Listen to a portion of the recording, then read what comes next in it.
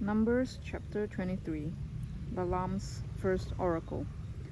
And Balaam said to Balak, "Build for me here 7 altars, and prepare for me here 7 bulls and 7 rams." Balak did as Balaam had said, and Balak and Balaam offered on each altar a bull and a ram. And Balaam said to Balak, "Stand beside your burnt offering, and I will go. Perhaps the Lord will come to meet me, and whatever he shows me, I will tell you." And he went to a bare height, and God met Balaam. And Balaam said to him, "I have arranged the 7 altars, and I have offered on each altar a bull and a ram." And the Lord put a word in Balaam's mouth and said, "Return to Balak, and thus you shall speak." And he returned to him, and behold, he and all the princes of Moab were standing beside his burnt offering. And Balaam took up his discourse and said, "From Aram Balak has brought me the king of Moab from the eastern mountains. Come, curse Jacob for me, and come, denounce Israel. How can I curse whom God has not cursed? How can I denounce whom the Lord has not denounced?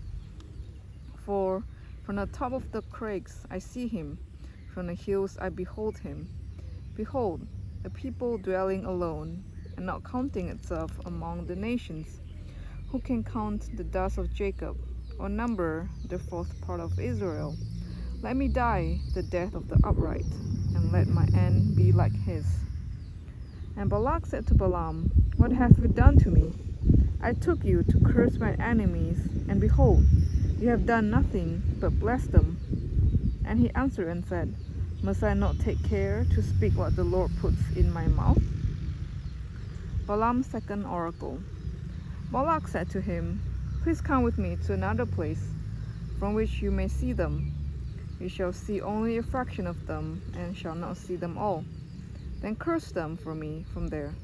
And he took him to the field of Zophim, to the top of Pisgah, and built 7 altars, and offered a bull and a ram on each altar.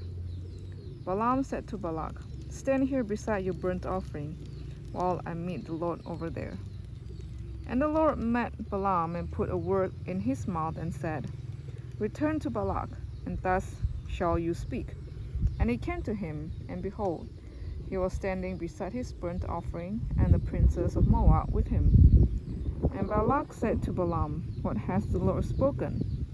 And Balaam took up his discourse and said, "Rise, Balak, and hear. Give ear to me, O son of Zippor.